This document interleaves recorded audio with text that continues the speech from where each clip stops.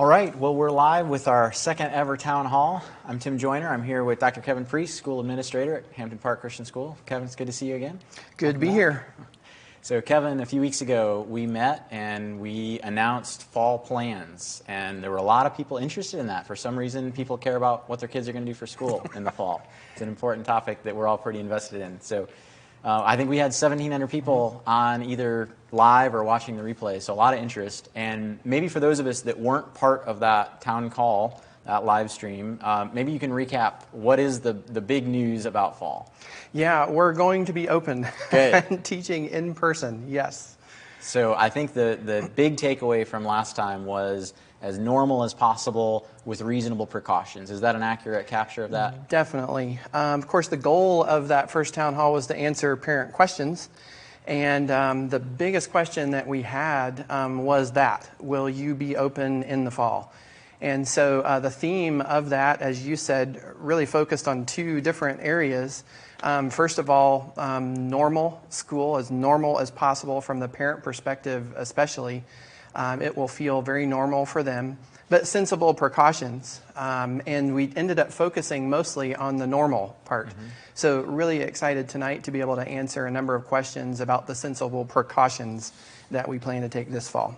Very good. Well, we're going to get into some of those questions in just a little bit. A number of you have already submitted questions. I think we're up north of 30 so far, and I do want to invite you to use the comment box. You can ask questions in real time, and we'll get those to Dr. Priest here in just a few minutes. But before we start with that, Kevin, you and I were talking off camera just before it started about how your journey as a father has been over the last few months as you think about really how the core values at Hampton Park line up or maybe don't line up with COVID-19 and sort of the global response. Talk to us about core values versus COVID-19. I hate uncertainty, and it seems like the only certain thing about COVID is the uncertainty surrounding it. And so, like probably a number of parents, sometimes it can be a real daily struggle, especially if you find yourself reading headlines too often, which always seem to be negative and doom and gloom. And so that journey as a father, wondering about the safety of my own family and mine and my wife's health, and then, of course, wearing the mantle of principal of the school where you're responsible for the children of so many other families too, frankly, can be kind of overwhelming at times. And so the Lord has used this in my life to remind me of some really important lessons. I can't know what tomorrow holds, and God tells me that's okay. He doesn't exempt me from planning. That's a wise thing, and He teaches us that in His Word. But I can't know what tomorrow holds. That's okay, because it teaches me to trust Him, and that can grow me in faith. So I've found myself thinking an awful lot about our core values as a school. In a time when rumor seems to predominate in the news media, on social media, there's so much information coming at us, and it's so hard for us to know what's true, what's accurate. Rumor seems to reign. Well, that's the opposite of our first core value, truth. And then the rumor tends to lead then to fear. There's no fear in love, Scripture tells us. And then that fear can lead to isolation. We've experienced a great deal of physical isolation, but it can also lead to emotional and even spiritual isolation. And we were made for a relationship with one another, to serve. And so I've really seen how the pressures that I'm dealing with on a daily basis are really the opposite of those core values of our school, which really are just characteristics of who Jesus was. So I know for me, I've had to constantly remind myself, Kevin, what's true? And I can go to God's Word and I can find it. There are so many relevant promises to what we're working through as a society and as a church right now. Go there, look at those promises, and be reminded of the truth that is in God Himself and that He's communicated to us. That then would lead us to love when we're considering all of these behavioral adjustments that we're feeling various pressures to do, the question that we ought to be asking ourselves is, what's the loving thing to do? And then, of course, that results in feet, and that's how can I best serve? So we've been trying as a family to think through, and myself too, how can we creatively serve? And what a therapeutic that is in a time like this. So that's been a little bit of my journey, and I'm just so thankful to be at a school like this, where we're focused on those biblical, Jesus-like core values and what comfort those give in a time like this. For sure, for sure. If you're just joining us, welcome. I'm here with Dr. Kevin Priest, the school administrator at Hampton Park, and we're here to talk about fall plans. There have been a number of questions that have come in over the past few days, and I'm sure over the past weeks to your office, but specifically for this event, we've got about 30, and we're going to work through those in just a moment. If you have your own questions and haven't submitted them, please go ahead and put those in the comments box, and we'll get them to Dr. Priest. We've just been talking about how the core values at Hampton Park, truth, love, and service, are really at odds with this natural tendency right now to be there's so much uncertainty, there's so many rumors around, and there's so much fear, which leads to isolation, and how that's at odds with our core values. And it reminds me that, I think the last time we were together, we talked about how lots of schools have mission statements and value statements on their walls in the lobby, but at Hampton Park, it seems to really matter. As you walk through the halls, you see them lived out. I think that's really a testament to the teachers, the faculty, and staff here. So I love it. What would you say to parents that are in their own journeys right now? They're battling with their own fear and uncertainty and not sure what to do with it. Oh, goodness. Spend more time in the Word than in social media or reading the headlines. Goodness, like I said a moment ago, the headlines just seem to all be negative and just create a lot of fear. So you've got to go to the Word, spend time there, spend time in prayer, and really focus on what is true. God's communicated that to us. He's not hidden that from us, and this is the time to go to that. That's what I would urge folks to do. Spend time in the Word, spend more time in the Word than on social media and reading the headlines. Yeah, absolutely. There's a place for being informed, but if our life is dictated and dominated by what you see on social media, the headlines, it's kind of a frenetic way to live, isn't it? Good. Well, I think the big question on everybody's mind, we've already answered it, but for people that just joined us, tell us, this fall, will there be school in person on campus? Yes. Yes. We are fully committed. We could not be any more committed to in-person schooling this fall. So again, that was the theme of our last town hall. That has not changed in the least. So we will be open on day one. We will be doing in-person school 5 days a week, from the normal start to the normal end of the school day, from the start of the school calendar to the end of the school calendar. So I can't be more certain about that plan than I am right now. Good. Good. So I think no matter where you are on the spectrum, some people are like, get on with it, let's get back to normal, and other people are a lot more cautious, and good reasons on both sides. But I think no matter where you are, we're all clear that school is not going to be the same as it always was. So talk to us about the precautions that you have put in place or are putting in place to keep our kids safe. Definitely. We plan to be open. It's what our parents want. It's what our teachers want. It's what we've been urged by a number of medical and educational personnel. So the idea of what's best for our students, those core values that I talked about, is what's driving that decision to be open. But part of what's implied in those core values is the idea of safety. And so those sensible precautions that we didn't go into detail in the last town hall, we do really want to spend some time with tonight. So I'm going to pull my phone out here and make sure, because we've got a number of them, and I want to just highlight those. Yeah, please. So the first really important precaution that we plan to take has to do with the idea of cohorting. So this is, and this happens naturally in school anyway. So to give you an example, this cohorting idea is the idea that second graders, they're going to spend their day with second graders. They will be extremely limited in their interactions with other students. So second graders with second graders, and not so much with first graders and third graders throughout the day. So there's been a lot of thought into how we can keep those groups limited and spending their time together, so that if we do have a case that comes into one of those students in one of those grades, then it's limited as much as possible to that cohort, that group. Physical distancing, and by the way, I'm using the term physical distancing. I hate the word social distancing. I get why we use it, but physical distancing is something that we spend a lot of time thinking through and how that can work here. Research does overwhelmingly suggest that just keeping distant from one another can help to prevent the spread of this particular virus in really dramatic ways. So we're going to emphasize that throughout the day. So finding ways to keep the students between 3 and 6 feet apart seems to be what is the best range to shoot for.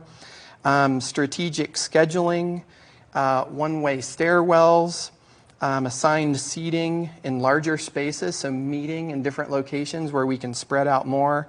The use of desktop privacy panels, especially with the younger children. And then, of course, regular routine reminders to the students about just keeping that physical distance. So our school is extremely relational. That's something that we're made to be by God. And so that's one of the reasons why I reject the whole social distancing idea. So we want to find as many ways as we can to continue to be who we are, directed by those core values, but at the same time to keep people safe. And physical distancing, while finding creative ways to continue to develop relationally, is really important to us. Instruction to the students and regular reminders and increased opportunities for hand washing, proper hand washing and hygiene is important. We've dramatically increased disinfection of surfaces using hospital-grade products proven to kill the coronavirus, so disinfection procedures stepped way up. Adjustments to the HVAC systems to increase fresh airflow and circulation, and creatively using outdoor spaces too. That can be a really effective way, and we'll be creative with that. And then limiting access to buildings, the areas where our students and staff are, just to those who need to be there. So we love it when parents come and visit campus, and I love it when I see parents come in and eat lunch with their kids during the day, but we're going to have to be more limited in those sorts of things. So limiting access to our buildings. So those are all a number of creative ways that we're looking at keeping our kids safe. Good. And by the way, we will be publishing a frequently asked questions document later on, and it'll have a lot of this in writing, so don't feel like you have to remember it all or keep track of it all. If you're just joining us, I'm here with Dr. Kevin Priest, school administrator at Hampton Park Christian School, and we're talking about plans for the fall. And so if you have a question and we don't answer it, or you just want to make sure that we answer it, go ahead and put it in the comments box. I'll get it to him. We've got a lot of questions that were submitted ahead of time, but Elena asks just a moment ago, will there be chapel? And what about bands and music classes? Yeah, great question. Chapel we've thought about a lot. We have in the past met one day a week in lower school, and then we've met one day a week for chapel in upper school as well. That will continue. So one example of a precaution that we're taking that has to do with the physical distancing component, we're actually moving to 3 chapels that will meet at different times for lower school, so we can spread out a little bit more. I think that's a great idea anyway, because you can kind of guide what you're saying in chapel and customize it for that age group. But then in upper school, chapel is just an incredibly strategic time for us, where we have all the students there together and can tackle topics that are really important to the Lord and what He wants us to learn from His Word. So we're definitely keeping that. We're going to move locations. So we'll be in the auditorium and spend a lot of time figuring out how to space everybody in there so that we're keeping that appropriate distance apart. So yes, we will have chapel. I believe the question was bands and music classes. Music? Okay. There is some research out there that suggests that singing is a way that you can project these water droplets that can contain the virus actually much more than just talking or just about anything else you can do. And so we will be singing less on campus. And when we do sing, we're going to get really creative in how we do it. So we've already talked about having choir outdoors occasionally. We've planning on moving locations to much larger spaces so we can really spread out for the singing that we'll do. It's important to sing. It's important to grow in that area. Band, there is some research that suggests that playing band instruments may not be quite as concerning, even as singing, believe it or not. So we do plan to continue having band, but again, getting creative in how to keep space between the students. And then proper hygiene and making sure that we're disinfecting like we need to as well. So chapel, singing, playing instruments are very important to who we are as a school, and we are not going to do away with those. Great. We'll have them, yes. Great. Maribeth has a question about pickup line, but maybe before we get into some specific questions, I know Lucas has just asked one too. Maybe before we do that, just walk us through a school day from start to finish. We all know what a school day used to look like. It'll be a little bit different, and I think that'll answer a lot of questions that people have. Okay. Well, school day starts with drop-off in the morning.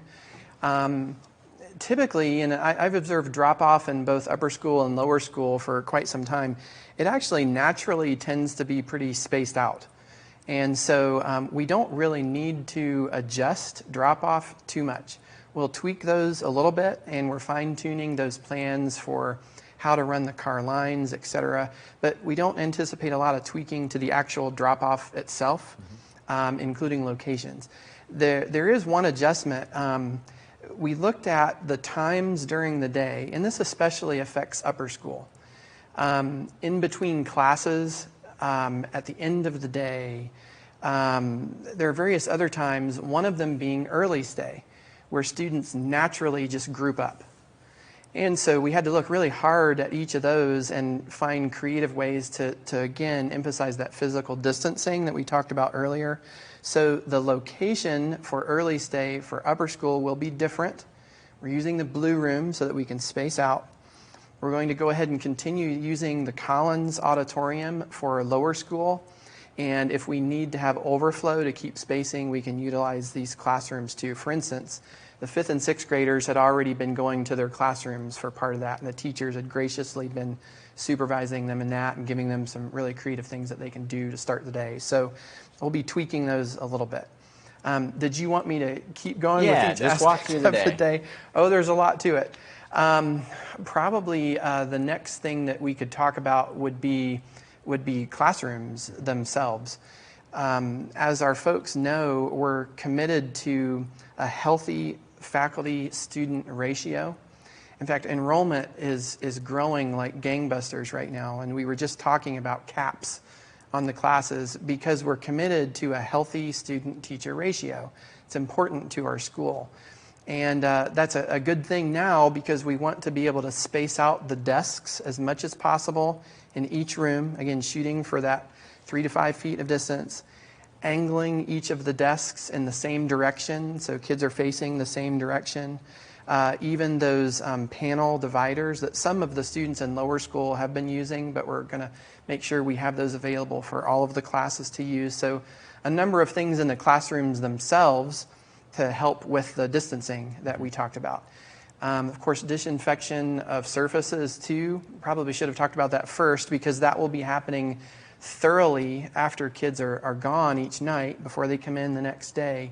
And we've been able to purchase some new equipment to make that even more thorough and to utilize our staff more effectively. So we're excited about being able to be very thorough, very frequent in that. Let's talk now about lunchtime. That's a big question, I think, on parents' minds. Lunchtime for lower school, we're planning on having the kids in kindergarten through 6th grade to eat lunch in their classrooms. That's reflective of that cohorting idea we talked about earlier, as well as for physical distance purposes. Hot lunches will still be available for purchase for families, but for the students in the Brown building, K through 3rd grade, they'll be delivered. For students in the Collins building, 4th through 6th grade, the students in a physically distanced manner will go into the MAC to get those hot lunches and bring them back. And then for students in the upper school, what we'll be able to do is to keep lunch in the location it has been in the Miller Activities Center, but we have a plan there to be able to space things out very appropriately, limit the number of chairs at each table. So we'll definitely be able to keep the kind of distance that we want in there, stagger entry and dismissal from that location. And of course, our great kitchen staff. has thoroughly researched food prep in the age of COVID, how to make sure that we're guarding against any spread there and the handling of food and so forth. The end of the day, pickup at the end of the day, we'll see some adjustments. That's another one of those times where you tend to see these natural clusterings of students in the pre-COVID world. So we're adjusting lower school with a similar process, but spacing the kids in each grade out quite a bit more when the parents come to pick them up. There'll be some tweaks to the car line as well that we'll come out and give to those parents that are affected by that a bit later. And then for upper school, we're going to use multiple exits and essentially assign students which exit to use so that we can make sure to keep them staggered as well. Late stay is probably the last thing that I should talk about as far as the Before way you that, move on yeah, from go ahead. the pickup line, we had a specific question from Maribeth about will older siblings and younger siblings be able to be picked up together, or will they be separate? That is a very good question. We'll lean on the procedures that we've been utilizing, but we're going to need to tweak that some. Again, that cohorting idea is the whole idea of keeping those kids in the same grade together and limiting exposure to others. So we need to be really careful that that older sibling joining up with the younger sibling is not going to be getting too close within that cohort of his sibling's grade level. So we'll be tweaking things a bit for that, and we'll have more on the procedure for it when we get closer to time. Very good. Back to late stay. Yes. Late stay, I want to address the parents directly here for a moment. Late stay is such a neat time. My kids have enjoyed going to late stay some just so that they can be with their friends longer throughout the day. So it's a really enjoyable time for those kids. But I need to ask the parents, for the time being, unless late stay is a real need for you, where you're working and just can't pick up the kids, it will help us tremendously if you don't use late stay unless it's a true need. That will be one of the most challenging times of the day to utilize the distancing and the cohorting that we've been talking about. So we want to try to limit the students that will be present for that as much as possible. But for those that will be there, we're going to do our best to creatively help them to enjoy themselves, but they're going to have to be much more aware of the distancing that we need at that time before mom and dad come and pick them up. Very good. Very good. So a lot of questions coming in live, and we've got 30 or so that are already in, so I'm going to try to mix those in. So don't worry, I'm not going to skip you or forget you. But Jennifer asks, does HP plan to close in the middle of the year if the governor closes public schools at any point during the year? Well, we'll have Christmas break. Yeah, right. That's in the middle of the year. It sounds to me like the question there is sort of tied together. Do we anticipate an external factor upon us to close at some time during the school year? And particularly, how tied are we, I think, to the public school system? Right. Governor McMaster has signaled very clearly at least twice, and it directly responds to this question. Back in March, when we originally closed down for the time being, he very pointedly, and he's admitted this to us, our Christian School Association, that mandate was directed to public schools and not to independent schools intentionally. There's a kind of a constitutional legal issue there, and he was sensitive to that, and I appreciate that. We chose, as a group of independent schools in the state of South Carolina, to follow that, but we weren't mandated to do so. I think that's telling. And then the governor just made an announcement to public schools signaling his desire that they be open for in-person schooling. Again, he didn't address independent schools in that, but he's signaling his desire for schools to be open. So we just don't anticipate any directive coming from him to close our school. So I just don't anticipate that. There's no other real clear way to say that. We're an independent school and not a public school, and so we have a great deal of independence in making decisions like that. Very good. So let's talk a little bit more about that. I know there are a number of questions coming in live. I won't forget those, but a lot of people ask ahead of this event, what happens if a student shows symptoms of COVID-19? Yeah, I think that we all, as a school family, need to prepare ourselves for that possibility. So I'm thinking in terms of course, hoping and praying, and I'm going to urge the parents in a moment what they can do. We hope no cases of COVID come to our school. But if one does, we've thought about it and prepared for it fully. Interestingly enough, the process that we anticipate using for that is quite similar to the existing process. All right? So in the past, if a student gave signs of being sick, a fever, or any number of other symptoms, our requirement for parents is to keep that child home. Why? So he doesn't spread the flu or whatever that illness is to others here. And if we identify an individual who has come to school, who becomes known to have the flu, and again, I know the flu and COVID are very different viruses, but this serves as an example. What do? We want to get that child home so that he can recover, and so that we're protecting all the other children and families from it. So if we have a case of COVID-19 in our school, it's a diagnosed case. I think that's what is being asked here, and we'll go into some other things with that. Two related questions. Okay. In one case, what if they show symptoms of COVID-19, but it's not confirmed? And then in another case, what if there's a test positive? We'll talk first if there's a test positive. Okay. Then what we would do is without divulging the identity of that child or that family, let that cohort know that a case has been identified so that they're aware. Yep. At that point, they can make a decision on whether or not they want to send their child to school for the time being. But we want them to be aware of what's happened. And then our policy is that child who has been diagnosed with COVID-19 needs to stay home until symptom-free for 72 hours. That's an adjustment from the current plan, which is just 24 hours right now. So that seems to be the best medical advice we're finding, is we need to have that longer window from the time that they're symptom-free. Okay. So the real question here that parents are wondering is, if we have a case of COVID, does that mean that whole class will be quarantined? Does that mean that the whole school will be shut down? No. So the focus is on that individual student, isolating him, again, just like we've done in the past with the flu or other things, protecting him, protecting us for that period of time. So hopefully that answers that. The next question was, what do we do when they're exhibiting symptoms? And I had one parent ask me the other day, and this reminded me a bit of myself. I struggle with seasonal allergies. I always have. And that my child does too. What happens if he coughs in class? Does that mean, we're going to send him home right away? And no, we're going to be very reasonable about that. But if a child does show symptoms here at school, we've got the technology with these touchless thermometers to be able to gauge the temperature there. Our teachers are going to be very tuned in to those symptoms and watching and monitoring.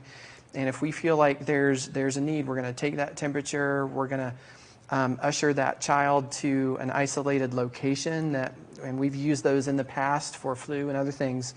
And then we'll supervise them from a distance and let mom and dad know they need to come and pick them up. Maybe I should take time right now, and this is another one of those things where I really want to address parents directly. We will not have a case of COVID-19 on our campus unless it comes from outside in. There's nobody here right now. So the first line of defense against this virus is you, mom and dad, and the precautions that you take at home. Our policy has been in the past and still is, and this is where I want to urge you to follow it.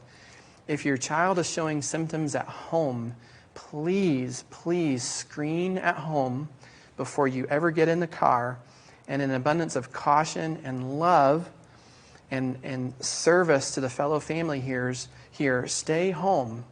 Let your child get better, get a proper evaluation if needed, get a test for COVID, but be that first line of defense. Be cautious before they ever come to school. That will help us and serve the families here tremendously. So if you do see symptoms at home, please keep your child at home until symptom-free for 72 hours, or unless you've gotten a COVID test and it's come back negative, 24 hours is fine there to be symptom-free. We're going to have colds and flu and other things that are going to affect us too, and we realize that. But please, parents, help us out as that first line of defense. Very good. Emmy asks, is getting a certified or official school nurse an option? And several other people have asked about nurses. Do we have a full-time nurse? Talk to us about nurses. We don't have a full-time nurse. And as we've evaluated it, we've felt like our resources would be better spent elsewhere. Frankly, a full-time nurse wouldn't have a whole lot to do on campus. They just wouldn't. To reassure folks, we've got a number of Red Cross certified individuals that can respond to emergency situations or observe for symptoms of illness. And then we've got a number of EMT certified folks as well. So I feel like we're very equipped to be able to deal with things on campus. Again, those are more emergency focused. Our teachers and staff are very tuned in to looking for those symptoms, evaluating, and working with mom and dad to get that child where they need to be and get them better. Very good. Lots more questions about health and safety, but let's switch gears for a minute. Lucas, a few moments ago, asked, what are you doing with the locker stuff in Connection Week? Lockers, that time between classes for upper school where they go to their lockers is another one of those times where students are naturally really close to one another. So we've developed a really creative way to stagger the time that children will be between classes in upper school. And for those that will be in that group that are going at that time to their locker, they're spaced out wonderfully. So we're really excited about what we've been able to come up with on that plan. And so I think we're going to be able to deal with the locker situation really well and still maintain that cohorting and physical distancing that we talked about earlier. So kids, if you're wondering, you'll still have your personal locker and still be able to keep things in there. There just won't be as many in the hallway when you're accessing it. Yep, very good. Connection Week was another question. Oh, yes, of course. Connection Week is another one of those weeks we all look forward to. It might be the favorite week of everybody in upper school, teachers and students included. And it's what everybody looks forward to in lower school. So strategically, we do not want to abandon Connection Week. Very important time for our campus. We're going to get really creative in how we carry it out. So we've talked to a variety of camps about what they've done to help. We're going to be really creative with the kinds of activities that we've used. So that cohorting idea, that physical distancing idea is going to be in full play. But at the same time, it's Connection Week. So it's going to be a challenge for us, but we're committed to finding ways to better connect with God, with each other, and with our community, but do it in a safe manner. Very good. Very good. A lot of people have asked about masks. Are students going to be required to wear masks, or is it the parents' choice? Earlier, I talked about social media a little bit. This is one of the reasons why I don't spend much time on social media. Those that do tell me it's quite the topic right now. We've spent a lot of time working through the mask question as a child safety committee here. We've consulted all kinds of research, medical professionals, and so forth. And the bottom line answer to that is we're going to continue deferring to families. It's a hot button issue. It's become a politicized issue. And so we're going to take the stance of deferring to parents. Our mission as a school is to support and partner with parents. There's a lot of natural deferral to parents that comes with that. The greatest reason that we're committed to in-person schooling is in the fall is for that philosophical reason. We're here to serve and partner with parents, and they want their kids in school. So when it comes to masks, we're going to defer. I do want to tell parents, I'm very sensitive to this because there will be children whose parents are telling them, we want you to wear a mask at school, and to you, and you can find plenty of research to support that position, great. And I'm committed for your student not to feel ostracized in any way for that choice. For those parents who choose to tell their children, you're not wearing a mask at school, you can find research for that position too, and I'm committed that your child will not be ostracized for that choice. So we're all going to be able to learn more about how to love each other and how to serve each other in respecting that family choice together as a group of students and teachers. So we're leaving that up to parents. Very good. And Tanya asked, will teachers be forced to wear masks? Yeah, we've talked a good bit with our teachers too, and we're also leaving that in their court. I know I've talked to some teachers who plan to wear face shields. They want the children to be able to see their face. The face is a very important tool in communicating. So we're going to provide those for the faculty that choose to wear them. Some faculty are choosing to wear masks, and we're supporting them in that. Others are choosing not to, and they're going to be very focused on that distancing that we've talked about a great deal already. Very good. Several people, including Steph here, recently asked, is school still starting on August 13th, even with the governor suggesting starting back after Labor Day? Yeah, our plan is to start on August 13th. We're still digesting everything that he said from that. I find that really interesting. It seems to be something where it's a kind of a compromise for the public schools with the pretty firm message that he gave. We've not thought about that a whole lot, and right now we're committed to August 13th. So that's our plan, and that's what parents need to plan on being the start date. Very good. Pamela asked, will there be any extra precautions taken around water fountains and play equipment? Physical distancing you've already spoken to, but water fountains and play equipment. Water fountains is a really interesting topic. We talked about that at length just a couple of days ago as we were trying to decide what to do with that. Interestingly, what we're finding, what we're not finding, are guidelines from the official sources we're all kind of used to looking at when it comes to water fountains.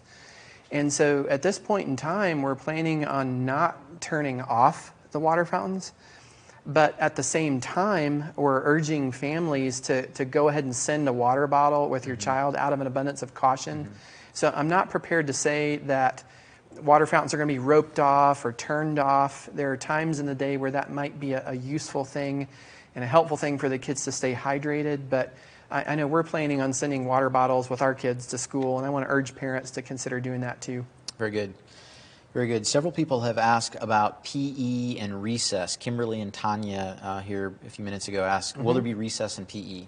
Yeah, those are very important to the curriculum of our school, and really important to the sanity of our teachers and probably parents too, getting that energy out throughout the day and recess in those lower grades. So we're not planning on doing away with recess. That'll be a normal schedule, but we're very cognizant again of that idea of cohorting. So it will be impossible during recess every moment to keep the kids 3 to 6 feet apart. And we realize that, but it's important enough to us to go ahead and maintain recess. We'll get creative with it. And again, we're going to be focused on that cohorting we talked about, where the kids in the different grades, cohorts won't be intermingling during recess. Same with PE. We're going to get creative with it and be as careful as we can be with physical distancing and so forth. But it's an important part of the curriculum that we don't want to sacrifice. Very good. One of the things that I really love about Hampton Park is the Get Real groups, the small groups. Eden asks, how will Get Real groups be meeting? Another very strategic, intentional part of what it means to be in upper school are these small groups that are mirrored after church life groups. I know, speaking for myself, I lead a Get Real group each year, and I love it. I would hate to lose that, and we're not. So we're going to be doing Get Real groups. We're still working through creatively exactly how to do them. So I just don't have an exact answer yet. We usually wait until closer to school anyway to assign students to that Get Real group, and we tend to wait until right before Connection Week to do it anyway, because Connection Week has been built around those Get Real groups. So I can tell parents now, yes, we will have them, but I can't promise exactly what they'll look like yet. Okay, very good. Lisa asked, waiting patiently, she asked a few minutes ago, what options for re-enrollment after first semester will be available to current students whose parents are not comfortable with this plan? If they're not ready to come back to school yet, can they sit out for a semester and come back? Sure. I hope that the parents listening, at least the majority, will be encouraged by our plan. I do understand that there are children that are in our school that have particular conditions that we all need to be really careful about. A good analogy is a peanut allergy. That's incredibly serious. And so we have had parents that have chosen to go ahead and put their kids in school with that peanut allergy. And we've all been hyper aware about guarding for that at lunchtime and in every way. But at the same time, if a parent were to come to us and say, we love Hampton Park and would love to be here, but because of our situation right now, we just don't feel comfortable sending our child to Hampton Park, I would say that's a parent decision. I respect that. We love you. The relationship's not going to change. And when you're ready to come back, tell us. Very good. Yeah. Very good. And I think a related question from Lisa, does Hampton Park plan to offer any support or services to families who choose not to attend in person, at least at the beginning of the year? Yeah, that's another really good question. We've thought that through. That's the idea of, in a sense, having two different student bodies. So one that's in person and then one that's from a distance. And the short answer is we're not prepared to do that. Our focus is going to be on in-person instruction, and we really want to pour ourselves into that. And frankly, it's just too much of a challenge for the teachers to try to do both simultaneously and both to be quality delivery of instruction. So we really need, as a school, to focus on one, and that's going to be in-person instruction. We have no plans to go to online virtual instruction at any time and in any form. Now, I thought our teachers did an incredible job when we had to do that in the spring. So from everything we've heard, they did an amazing job with what they had to do. But nobody wants to go back to that. For those families that we talked about a moment ago that have told us, we love Hampton Park, we'd like to be here, but for whatever reason, we just can't be for now. We're going to be here when you're ready to return, but we're just not going to be able to adequately support you with a quality education from a distance. Got it. Got it. So Pamela also asked, if there's an outbreak of COVID-19 at Hampton Park, will you temporarily close? Yeah, we actually have some experience with that idea from the past. Again, the flu and COVID are very, very different viruses. But there have been times in the past where we've had outbreaks or close to them, where a number of students and staff have caught the flu bug that's going around at that time. I remember just a couple, 3 years ago, when we saw the percentage of students and staff out started to hover around 15% or so.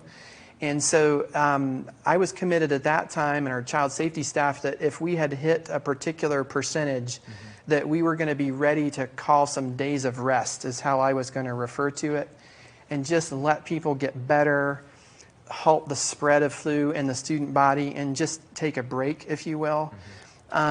Even if we have an outbreak here and we have to take a break like that, again, if you've got an outbreak, that means you've got a whole lot of people that just don't feel like they're not up to doing school. So we don't anticipate to provide continuity of education to our students during that time. We anticipate it being very limited. Again, let's hope we don't have an outbreak. Parents, again, you're the first line of defense in keeping COVID from getting here. The precautions that we're taking should limit that, especially with our cohorting plans, et cetera. But if we do, we would anticipating taking an appropriate break, let people get better, halt the spread, and then get right back to in-person schooling. Kind of like an extended snow day. Yeah, what was it, a couple of years ago? I think we were out 4 or 5 days. The kids all loved it, and the teachers did too. And we didn't try to continue school during that time. Just let the kids enjoy those snow days, take that break, rest up, and then get right back at it. A number of people have questions about the financial piece. So if we need to pull our child out due to COVID-19 concerns, like someone in his class is positive, will we still need to pay for that time? And a related question, if school shuts down, how does that impact our financial responsibilities? If HP went virtual, would we have to pay for childcare and then also for school?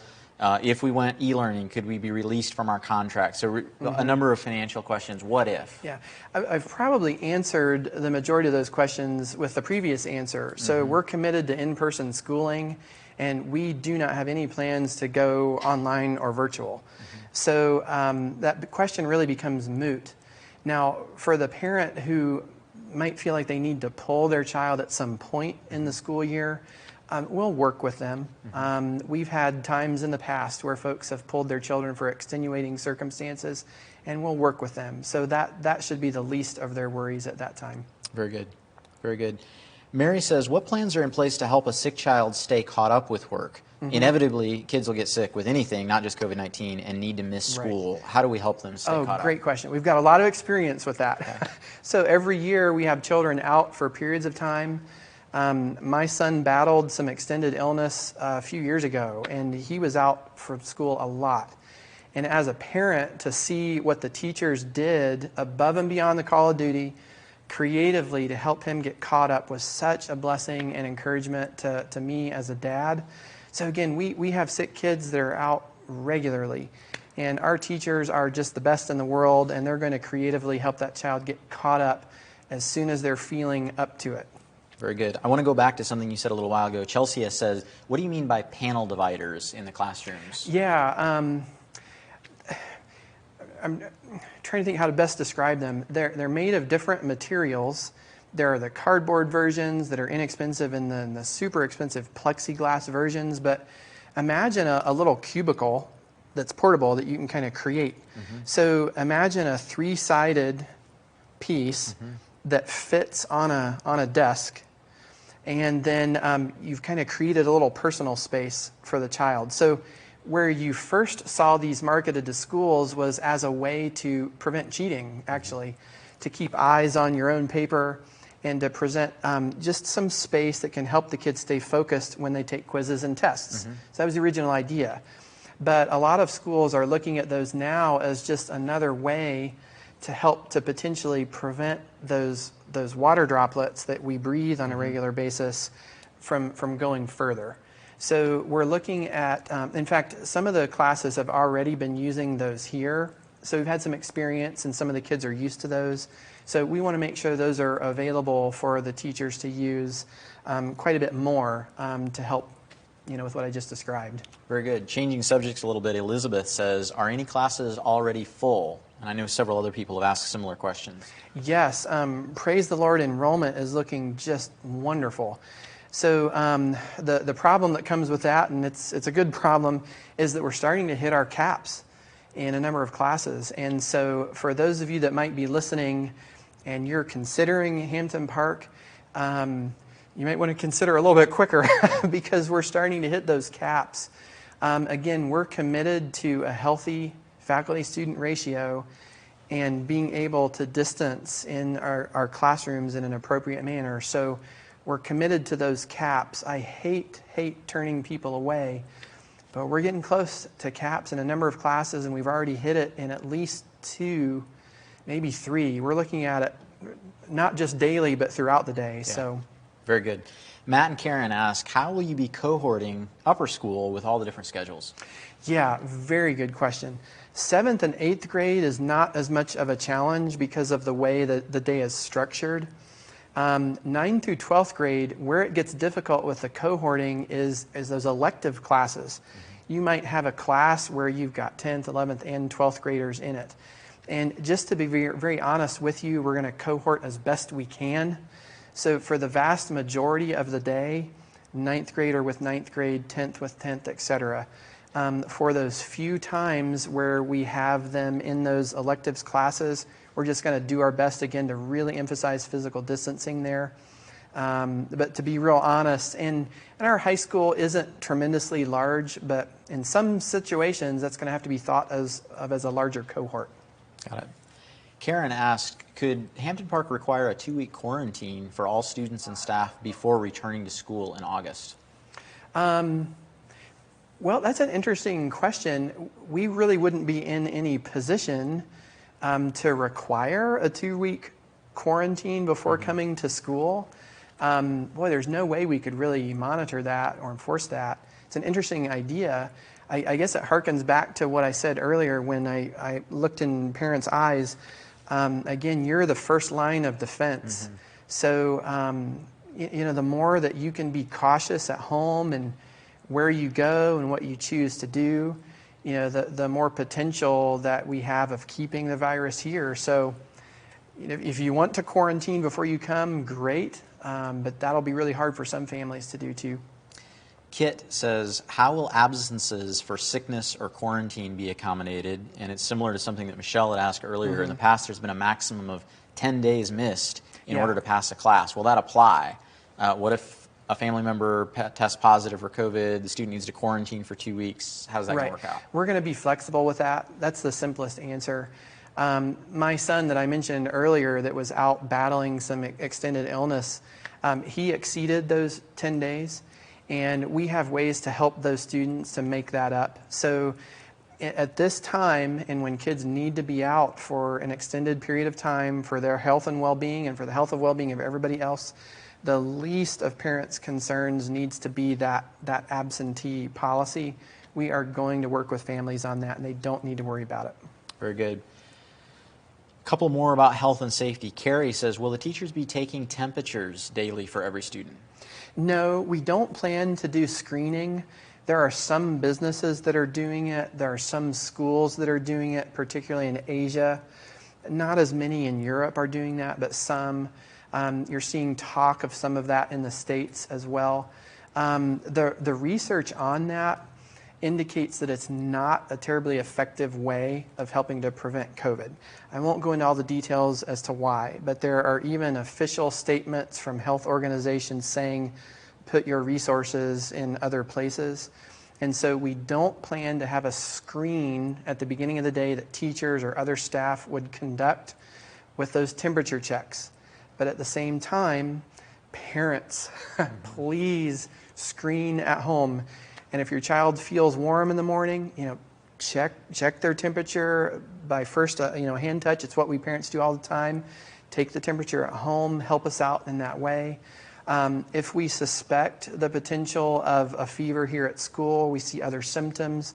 Again, we've got that technology for the touchless thermometers that we'll use to help gauge. And if a student's temperature is up above what we want to see, and that's above right around 100 degrees Fahrenheit, we're going to be isolating that child and then calling mom and dad to come get them right away. Very good. We've got a couple of questions about cleaning products. So some people want to know, what are you using to sanitize? Am I sure that it's going to be sanitized? And other people are saying, what are you using to sanitize? I'm scared of the cleaner, right? So Yeah. The product that we're using now is one that has been proven effective against coronaviruses. It's a hospital-grade formula.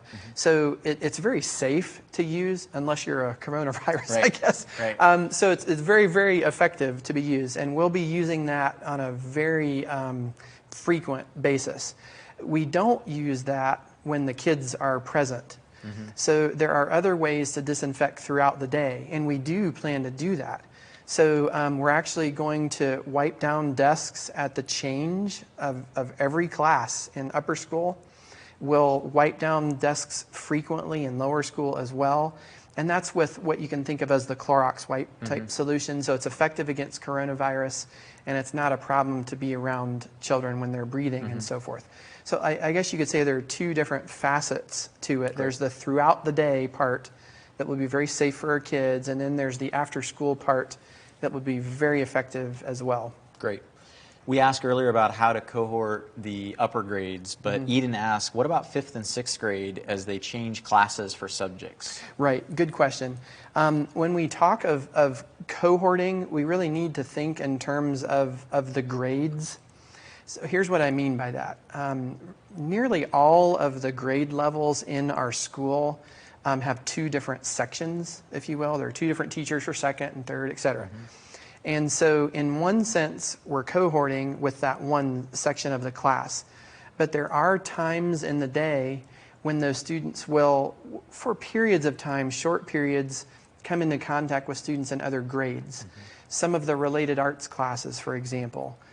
Even recess might be the students in that grade level. So there are times when both of those sections of the same class will end up being part of that one cohort, but as infrequently as possible. We do still plan to switch classrooms for those students in 5th and 6th grade. But again, we're very committed to the distancing and doing all that we can to protect them as much as possible. But the 5th and 6th graders will continue with the schedule that they're used to with switching for the different teachers. Very good. Allie says, will we still have field trips? That, in great part, is dependent on the places that we like to go and whether they're open. So a lot of places just aren't yet. So we're going to have to look at that on a grade by grade, location by location factor. So I just don't have a good answer to that yet. Field trips are great. It's a wonderful way to get out there and to put learning into practice and to expand learning. I love field trips. So I'm hopeful that we can do some of those, but practical in the sense that we probably just aren't going to be able to do all of the field trips that the kids have been looking forward to. A lot of times that's going to be because of the place that we would go instead of us. A question that maybe I'm anticipating has to do with transportation to those that's related to athletics as well. What about bus trips? We're committed to an athletic schedule. It was just on a Zoom meeting today with the SCACS officials, the Christian School Association we're part of, that confirmed again that SCACS varsity sports is still planned. So we're ready to go for varsity sports. That's going to mean transportation. So we do plan to continue to provide transportation as a school to those events. If parents want to take their kids, great. But we're going to do all we can to ventilate the bus with the windows down, space the kids out as much as we possibly can on those buses to accommodate. Very good. A related question, what about events like Thanksgiving lunch and the Christmas programs? It's just too early to say. We all look so forward to those different events and programs that we're used to having. It's just too early right now to say on those. Brenda says, can my children bring their own hand sanitizer for a more natural option? Yeah, that's fine. That shouldn't be any problem at all. Again, our purpose is to serve parents and support them and partner with them. And if that's a way that we can do it, great. Great. Lucas has an important question. I'm thinking Lucas might be a student. He says, where will the isolation be if we get it? Well, there's a sick room. I don't know if Lucas has ever had to be in there before, but there is a space up the hill that is isolated and yet still able to be supervised from a distance. So we've got a spot for that. And then we've identified some other spots around campus too that we'll be using. Some spaces that Lucas probably isn't familiar with that can be supervised and yet isolated. So we're ready to go. Very good. So I've got a softball question here for you. Okay. Michelle says, if a vaccine becomes available, will that be a requirement to attend school? Okay, that's not a softball question. Not like people feel strongly sakes. about this topic. Yes. Who knows when that's going to come, what that's going to look like, the effect of this. I cannot answer when that would come or what it's going to look like. What I can comment on is the existing immunizations policy in the state of South Carolina. So we fall under that. And so every parent, when they come and enroll here new, we have to require an immunization record. And there are a number of vaccinations that are expected and mandated by the state of South Carolina. So I guess I would say we would need to find out what the state might mandate in regard to vaccinations. But there has been, and this is again a state level thing, there's an exemption for those. So in the state of South Carolina, you do have an exemption for each family, and we just need that form. And when we get that form, then we are satisfying the law at that point. So I would imagine that's the way a vaccine would work for this too. Very good. Well, we're almost at the 1 hour mark. I appreciate all your engagement. We've had a lot of people watching, a lot of people asking questions. I'm sure a lot of people will be watching the replays too. Speaking of the replay, Renee asked, will this video be available to watch later? And I'll say yes. It'll be available, linked from our website. It'll also be on our Facebook page where you're probably watching it right now. So rest assured, if you missed something or weren't able to join us at the beginning, you can watch the whole thing there on that page. If you do have any more questions, feel free to post those to the comments box. Otherwise, we'll wrap up just here in a minute. To recap, I'm here with Dr. Kevin Priest, school administrator at Hampton Park, and he's been answering questions about what is school going to look like. And the overall message is it's going to be as normal as possible, but with lots of adjustments. So school will be handled 5 days a week, normal start time, normal end time, normal start date, normal end date. As much as possible, we're going to try to conduct a normal day of school, but with lots of precautions. And it sounds like you've come up with some creative ways to do that. So if you have any additional questions that we haven't answered, go ahead and feed those to us now. Otherwise, any closing remarks from you, Kevin? We've missed the kids. The teachers are telling me, and I feel this way myself, it's just so deserted around here right now, and we just can't wait to see the students again. So we're excited about in-person instruction. We're excited about continuing that mission to partner with and support Christian families in our community. what a neat thing it has been for this church. And they view it this way, to be able to offer this incredible campus and the professionals that we have in the field of education as a way to minister to other churches and other families, including our own, of course, in the community. So what a blessing to be able to do that. It's a humbling thing. It's something I'm grateful to the Lord for every day. I just can't wait to see the kids. So we promise, Mom and Dad, that we will continue to partner with you and to support you. We ask you to do your part in partnering with us. Again, you're the first line of defense during this pandemic. Please take that as seriously as we are with the precautions that we're taking. So we're looking forward to seeing your kids. We're trusting in the Lord. None of us know what tomorrow holds. So praise God that He knows, and He loves us, and He's going to take care of us. And we're called to serve Him, to trust Him, and to love those that He's put in our circle of influence. Very good.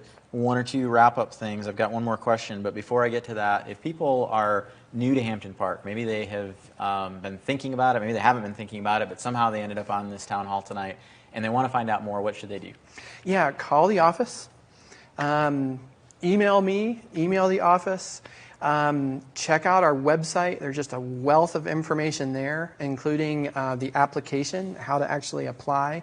And again, we're starting to close up classes or hit those caps, so think fast. But there are plenty of ways that we are committed to getting information to you. If you don't really know anything about us, other than listening to this tonight, come take tours. We've been giving tours all summer, and we're going to continue doing those right up until school starts. We love showing off the campus, meeting folks, getting to know them, learning about them. So, yeah, let us know. Very good. So that website is hamptonpark.school. So there's no .com or anything, just hamptonpark.school. If you have questions or want to monitor continuing developments about our fall plans, there's a banner across the top that says latest information about COVID-19 or fall plans or something like that. That's also where you'll find links to this town hall and the previous town hall, other videos and information that we've released. So check out hamptonpark.school. Of course, there you'll find the phone number and a way to get in touch with Dr. Priest. Do schedule a tour if you're thinking about it. It's hard to get the full experience without actually being here and meeting some of our folks. So a couple of last minute questions. Will middle school sports still take place? Oh, great question. And I should have anticipated that earlier. The middle school association that we're part of, which is different from SCACS, so this involves other schools. Folks that have been here for a while know what I'm talking about. So it's a different league. I do know that the athletic directors are continuing to schedule, continue with plans, but we've not received final word yet. So I would imagine it's going to come down to what those schools are doing in great part. So we'll let folks know just as soon as we know. As far as the fall sports go, the middle school sports, we've still got those on the calendar. Games are scheduled. We're planning on tryouts as scheduled. So we're still full speed ahead and really, really hopeful that we'll be able to have those seasons as well. Good. Somebody says, will there be a transition grace time?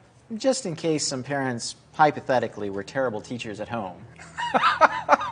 Oh my goodness, yes. So, I mean, the summer months, there's always that review from the previous year that teachers will do at the beginning of the year, again, because of that length of time between. So that's a very normal thing. So thank you, moms and dads, for all that you did to help keep your kids accountable and stay on task when we had to go to online learning in the spring. Again, that was something that we did our best with. I thought we did a great job with. But none of us parents want to go back to either. So yes, there will be a time of adjustment and review and helping the kids to be where they need to be for the start of the year. No worries. Very good. Well, thanks everybody for your engagement. Again, hamptonpark.school to learn more. Call us, schedule a tour, learn more on that website. If you have any other questions, feel free to use the form on this town hall page or just comment on this video. Otherwise, unless there's anything else you want to say, we'll wish people good night. Yeah, praise the Lord for what enrollment's doing, and we can't wait to see your kids here soon. Looking forward to it. Very good. See you soon. Good night, everybody. Good night.